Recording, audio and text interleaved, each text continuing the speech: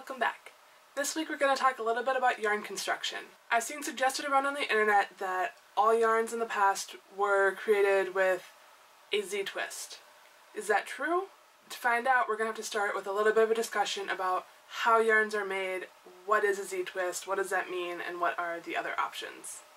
Okay, so to make yarn, so you take fiber from a sheep that's been washed, prep it with carding or combing to make it ready to spin, and then you either twist it clockwise or counterclockwise using a wheel, drop spindle, whatever you want, whatever you have on hand. If you go clockwise, that will make a Z-spun single, and if you go counterclockwise, that will make an S-spun single. So when you've done that, you get a yarn made out of a single strand. They're fairly strong, but they have a tendency to coil up and coil back on each other and kink up because the twist is only going in one direction. So what you do is you take multiple singles that were all spun in the same direction, and then you spin them back through the wheel together in the opposite direction. So this is an S-twist 2-ply yarn.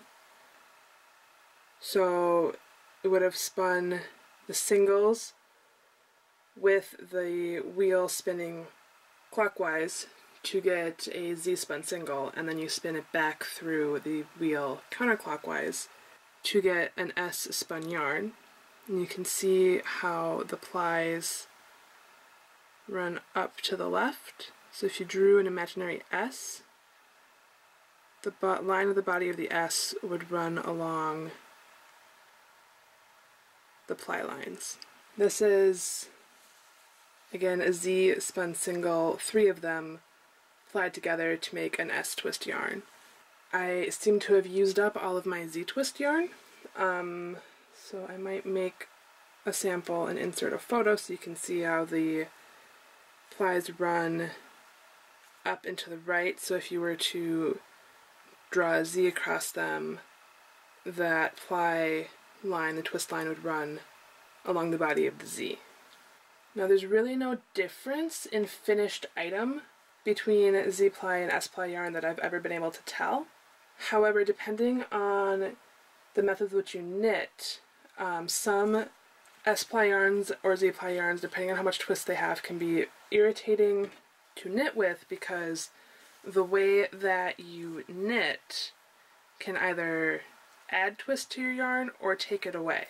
So mostly which one you use is personal preference based on how you knit, and if you're having issues with splitting, you can switch from an S-ply yarn to a Z-ply yarn or a Z-ply yarn to an S-ply yarn, and usually that fixes the problem because the splitting issue is coming from taking twist out of the yarn as you knit. So, now that everybody's got that, if you're still a little confused, leave me a comment down below and I will try to clarify. How do we answer the question of what was done in the past? The only data I've really found on the subject is from Knitting in Early Modern Europe. Their website has their collection of data from caps from around Europe, mostly from England, and they collected twist information for those caps. So they have 68 caps, 49 of them are Z-twist, 6 of them either it wasn't recorded or they couldn't determine it, and 12 of them are S-twist. So based on just that cursory reading of the data, most yarns in the past were Z-twist, but not all. So that conclusory statement of all yarns in the past are Z-twist is obviously not true, however, many of them were. Now I do wonder, because the Knitting in Early Modern Europe's data is almost exclusively from English caps. However, I wonder if this would be the same across Europe historically, because there are different knitting traditions all across Europe, and some of those traditions do benefit from using an S-twist yarn instead of a Z-twist yarn. I am curious to find out if the places that knit with a style that would benefit from an S-twist yarn used S-twist yarns in the past. However, I have not been able to find any data that would answer that question for me. If you know of any data sets on that, let me know in the comments, or if you know the answer, let me know in the comments. So for my flat cap project, because the style of knitting that I typically use, it works best with the Z-twist yarn, and most of the caps in Knitting in Early Modern Europe's dataset are Z-twist yarns. I will be doing an S-spin on my single and then a Z-twist 2-ply yarn for this project. So thanks for watching.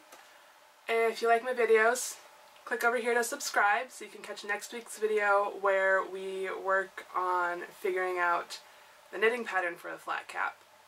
Or click over here to watch last week's video where we talk about carding versus combing and which one of those you would use for a Tudor flat cap.